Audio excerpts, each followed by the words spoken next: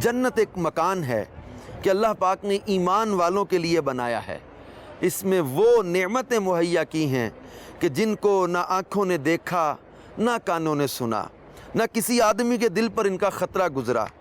جو کوئی مثال اس کی تعریف میں دی جائے سمجھانے کے لیے ہے، ورنہ دنیا کی اعلیٰ سے اعلیٰ شے کو جنت کی کسی چیز کے ساتھ کچھ مناسبت نہیں۔ جنت کتنی وسیع ہے اس کو اللہ اور رسول عز و جل و صلی اللہ علیہ وآلہ وسلم ہی جانے۔ اجمالی بیان یہ ہے کہ اس میں 100 درجے ہیں، ہر 2 درجوں میں وہ مسافت ہے جو آسمان و زمین کے درمیان ہے۔ رہا یہ کہ خود اس درجہ کی کیا مسافت ہے، اس کے متعلق کوئی واضح روایت ایسی نہیں کہ اگر تمام عالم ایک درجہ میں جمع ہو تو اس کے لیے وسیع ہے۔ جنت میں ایک درخت ہے جس کے سایہ میں 100 برس تک تیز گھوڑے سوار چلتا رہے اور ختم نہ ہو۔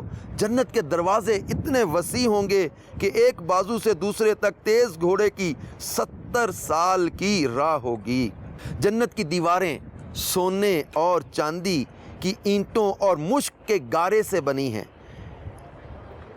اور ایک روایت میں کہ جنت عدن کی ایک اینٹ سفید موتی کی ہے، ایک یاقوت سرخ کی، ایک زبرجد سبز کی، اور مشک کا گارا ہے اور گھاس کی جگہ زعفران ہے۔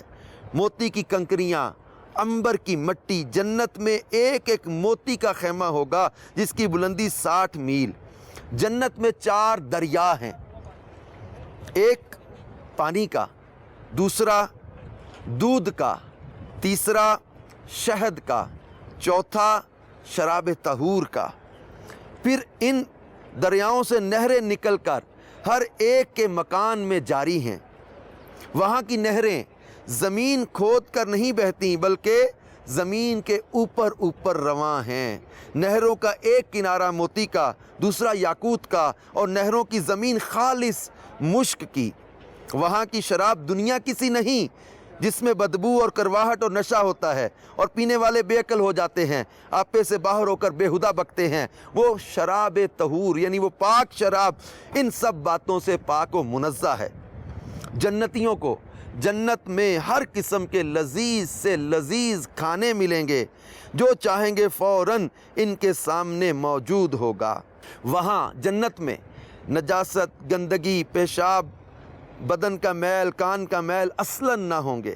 ایک خوشبودار فرحت بخش ڈکار آئے گی، خوشبودار فرحت بخش پسینہ نکلے گا، سب کھانا ہضم ہو جائے گا اور ڈکار اور پسینے سے مشک کی خوشبو نکلے گی۔ جنت ایک ایسی خوبصورت جگہ ہے کہ ہر وقت زبان سے تسبیح و تکبیر بقصد اور بلا قصد مثل سانس کے جاری ہوگی۔ کم سے کم ہر شخص کے سرہانے 10,000 خادم کھڑے ہوں گے۔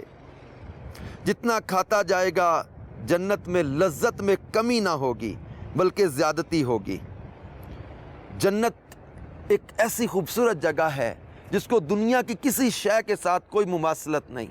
مختلف مناظر، مختلف قدرتی مناظر دیکھ کر ایک تصور جمتا ہے کہ جب اللہ پاک نے دنیا میں ان پہاڑوں میں، ان وادیوں میں، ان چشموں میں، ان جھیلوں میں ایسا حسن اور خوبصورتی رکھی ہے تو وہ جنت جس کی تعریفیں قرآن پاک اور احادیث مبارکہ میں بیان کی گئی ہیں، وہ جنت کتنی پیاری اور کتنی اعلیٰ شے ہے۔